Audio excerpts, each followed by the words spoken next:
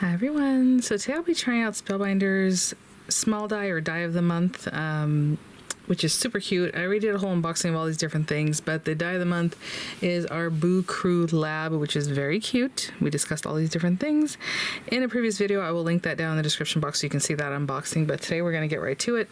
The reason you're seeing these other things like the large die of the month on here and then the little bonus die for the Alt Clubs crate is because there are a lot of dies. I'm not going to take it off of here and start anew, put them back on for the next video. So they're still there, and today we're going to focus on Boo Crew Lab though. Maybe I'll use a sentiment from the clear stamp of the month. I'm not sure, this has some little sentiments. I mean, we can bring in sentiments from other sets too, but you have your little book stack and things like that if you use them. I mean, maybe you don't use them, maybe you're using the little anthropomorphic other items, but it's whatever you would like. So for right now, the plan is the small die of the month. So I will say that Spellbinders did send these items free of charge for my review, and of course all opinions are my own, and the links down in the description box will be affiliate links, which means I'll make a small commission if you purchase items to those links.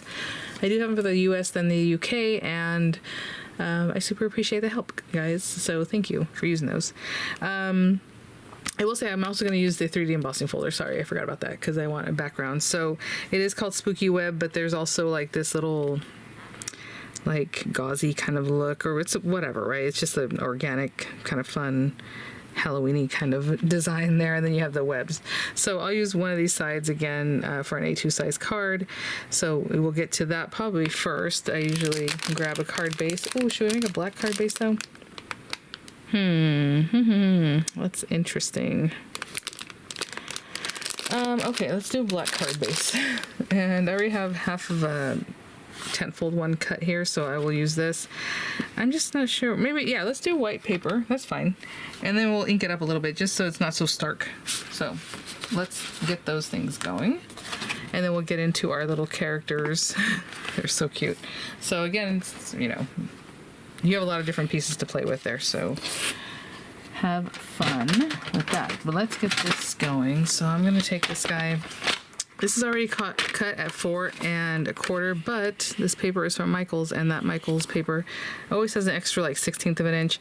I already cut one piece of it 4 1/4, so this one has that extra bit that I need to cut off.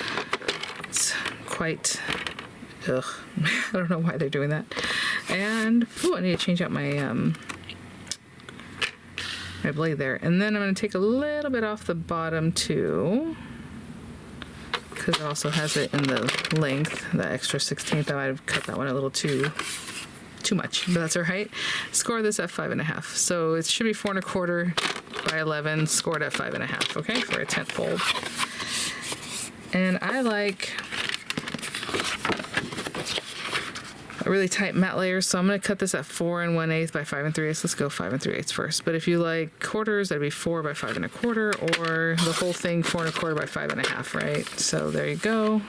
It's 5 3/8, 4 1/4. And I'm going to run this one in here. Now you can ink it up first and then run it through, or run it through then ink it up. It's whatever you want. It gives slightly different results, right, when you do it that way, or either way. I'm gonna run this through. If you're using the universal plate system, that would be for the Platinum 6, that would be the A plate and the adapter. If you have any other machine that can accept a 3D embossing folder, do what that machine needs for you to do. I'll be right back. Let's see this guy. And again, the top of your paper, if your paper, let's say, has a white backing or whatever, the side that you want facing up should be facing the letters, okay, or the wording there. Very cool. Look how pretty. And again, the embossing folder goes up and down, has different, that's why it's 3D. And then that's the opposite side. Sometimes I like to use the deboss, sometimes use the emboss side. I'll be right back. So I was going to ink this up with some black, but I like purple. Maybe we do purple and black. Let's see. I've been using a lot of purple recently, and I love it. So let's do that. You can make it real grungy too. That'd be really fun for the background, but let me take some purple ink and kind of come in a little bit further, because I think what I'll do is take black and go around the very edges, so I don't really have to spend a lot of time in there with the purple, but it's whatever you want. And we're gonna focus like in the center here, so maybe a little bit less, but just maybe a little bit something there. Okay. All right, so there's some purple. And how about a little bit of black? I didn't grab anything for that, so let me grab something to help me with that. Yes, I love it.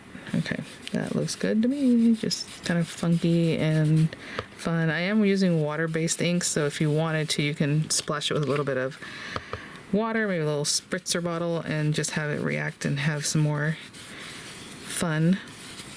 Okay. Oh, you know what I do have also? I have these little guys.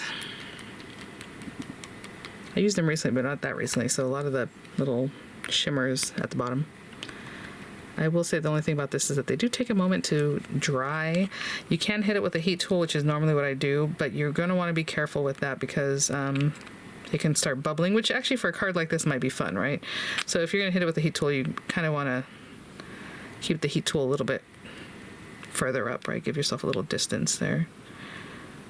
Okay, that's fun. And having done that, like I said, it's going to take a little moment to dry. I think what I'm going to do is go ahead and just stick that down and then leave it alone while I work on some other things. I don't really want to push my hand into it. That's why I'm going to put the glue here, which is not what I typically do. But I might put something on top of it just to hold it down. And, you know, I don't care what those splatters end up looking like. Okay. Like if they get smeared. Actually, they're already kind of soaking in a fun way because, you know, when you do your 3D embossing, the paper gets kind of broken up a little bit, so it's like sucking into it in an interesting way. So I like that. And actually, I'm going to take that same folder, place it on top of this with a little bit of weight. Okay. Now, what are we going to do? Let me see. You know, in the unboxing, I hope I already mentioned that I have a whole unboxing that we're just going to work on this today. I think I said this looks like a pizza. It does look like a pizza, but it's basically just the inside of your beaker. So you have a background piece, you have this piece, so then you see bubbles from behind there, right, with little holes, and then some extra ooky stuff. That's what that is. I don't know why I couldn't make it out the first time. I'm usually pretty good at seeing what I'm looking at and then having an idea of what we need to do with it. But no. All right, so we have our books. We have Spellbound. We have Ghost Story. Maybe we do something like that. We have this little cake. You have all kinds of fun things. The candles. I mean, the little this little pumpkin here is adorable. There's like a little hat that goes on them if you want to do that. Lots of things to work with. But let's do the book and let's do Ghost Story. And then Spellbound, obviously, we're going to do both of them. You don't have to do anything. And it might be that you need to cut out a background piece and this, because what happens is this cuts into your lettering, so you kind of want to be able to see that. So I'll probably do a background piece that's just black or something, and then maybe this is like orange together, run it through, tape it so it doesn't move, right, as you put it through your paper. Same thing for this. I'll do a black background, then like another color, maybe a bright green or, you know, something like that. These are the pages that go in there, so I'm gonna run that through like a creamy color just so it's not super stark. Let's do our little beaker with, you know, maybe black background. This can be maybe like a light blue if I have a very, very light blue or something. I don't know, why not? And the different things that will be in there. So black on that one, maybe like a purple or something, and maybe like a green, right? Just so it looks real funky. Black over here, purple, green. And let's do our little ghost. He also has a background for his face, so I'll do that in black. Obviously, he's going to be cut out of white paper. Let's go from there and then see what else I want to do. Okay, I'll be right back. And guys, run as many pieces as you can at once. And I mean, that was one pass. The only thing is I have to, ooh, that was dangerous. That moved a little bit. Is run the books through again. But other than that, everything's cut. Everything that I chose to use so far. So there we go.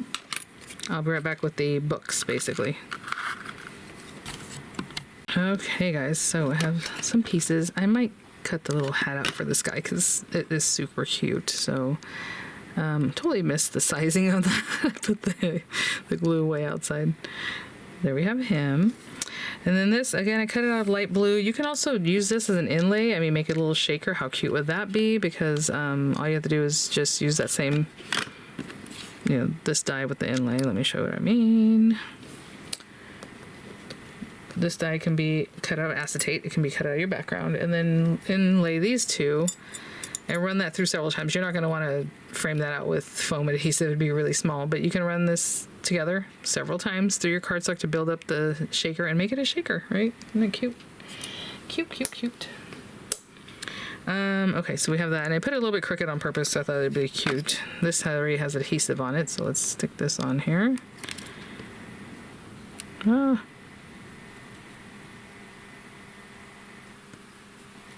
Like that. And then I have a little uki piece that also already has adhesive on it. And there are lines there that show you where you want to put it. Obviously it goes at the bottom, but there you go.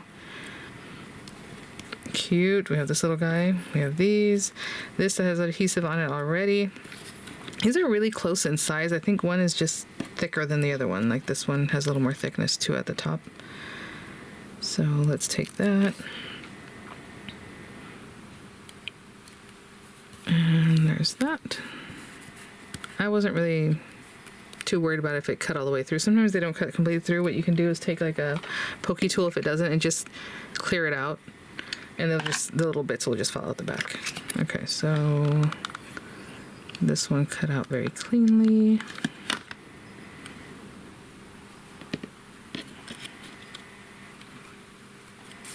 Cute. And then they both have a little book in the back. I would say this one's the one that looks a little chunkier. Looks like this one possibly? No. Is it this one? Okay, it's the one that's a little bit longer. Hopefully that makes sense. The pages, the little set of pages is a little bit longer than like this one. Boop, boop, boop. There we go. There we go. Yeah, perfect. Okay, so we have all these pieces. Oh, I put everything up except for this guy, so let me put that up. Let's bring this back. And we have our little stack here. I think it's just whatever you want at that point. Let's go ahead and stick this one down right here.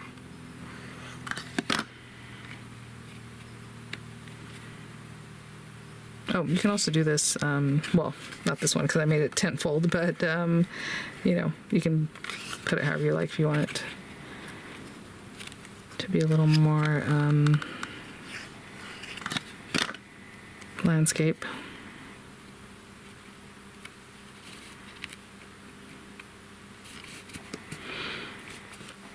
We have this little guy.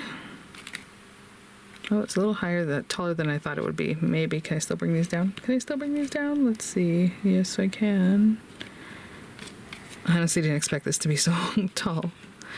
This has its own sticky on it, so I'm going to stick it down, but if you want to start, you know, putting dimensionals, you can definitely do that. And that would be very cute. For this little guy. Oh my gosh, I like the way he looks if he's popped up a little bit. So let's put a little dimensional behind his head. Oh, actually, I was going to make the little witchy hat, huh? So let me run these things through. I'm going to run this one through some black paper and that through some purple. And I'll be right back. So I'm also running through a little candle because I want to add one, but I only want one. And so this cuts 3 at once. So I just put a little piece of paper behind the one area that I want, the little candle that's mostly melted, out of cream colored paper, so that will go on here. And then I got the little accent piece for it, which is here. I cut it out of orange. It has like a little face. So anyway, he's there. And I'm just cutting the flame. So the flame does have 2 passes to get, you know, both accent pieces of the flame. So I already ran it through once to get this little orange piece, and I only ran it just on the edge from the scrap from here. And then I'll go ahead and run it through like yellow also, like a creepy yellow color I have right here. And I think that'll be it. So I'll be right back. Okay guys, so we have our little candle pieces. Oh, I thought this was gonna come off real easy. There we go. It already has glue on the back of that. And you can paper piece, you know, piece in the little face if you want black behind there or something, but I'm very happy with the way it is. This is interesting because we have these pieces. I mean, you can put these pieces behind the little wick. Okay, let me show you. Okay, that one I do have to glue down. Doesn't have adhesive on it. There's a little recess in the die that you can see that where that goes. And so let's just move that over. You can pop this in front so you have several different layers, but it's really meant to go like that, I suppose. So let's do that real quick. How cute. So they're just so like creepy looking. Let's put that. I mean, it could be down here. Well, if that wasn't almost, these are different papers, but they look very similar. That's a bummer. Okay, so let's put it like here maybe. Ooh. Okay, and then we have our little guy. I made him a little hat. Okay, that's weird. Okay, well, maybe not. It looks like the little spikes are here, but this is kind of long. At least it looks long to me, but maybe that's the whole point. That's a little odd. Yeah, it just kind of sticks up. So it goes past the hat. Hopefully that makes sense. And then we have the little hat for this guy. Why not? You can put on that little pumpkin. You can put it on anything, really. Like I said, they're like anthropomorphic little guys. Okay. I'm going to put that between the hat and the body so it has a little more to hold on to. A little glue down here. And now that I've changed up my little scene, let me think about where I'm going to put this guy. Oh, he is so cute. I mean, he can go anywhere. I don't know, maybe we just put him like in here.